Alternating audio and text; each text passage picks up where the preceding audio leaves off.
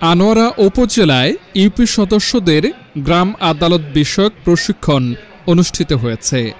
মঙ্গলবার 12 নভেম্বর প্রথম দিনে বৈরাগ, বারশত, বটতলী ও রায়পুর ইউনিয়নের সদস্যরা অংশ নেন।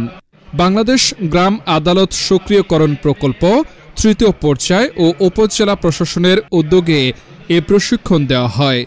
প্রশিক্ষণ পরিচালনা করেন উপজেলা নির্বাহী অফিসার ইউএনও তাহমিনা আক্তার এবং সহকারী কমিশনার ভূমি দীপক কুমার ত্রিপুরা। ইউএনও তাহমিনা আক্তার বলেন, অনেক ইউপি সদস্য এখনও জানেন না গ্রাম আদালতে তাদের কি ক্ষমতা ও দায়িত্ব আছে, তাই এই প্রশিক্ষণের আয়োজন। এসি ভূমি দীপক কুমার ত্রিপুরা জানান, মামলার জট কমাতে গ্রাম আদালতকে সক্রিয় করতেই সরকারের এই উদ্যোগ। অন্যান্য ইউনিয়নের সদস্যদেরও পর্যায়ক্রমে প্রশিক্ষণ দেওয়া হবে।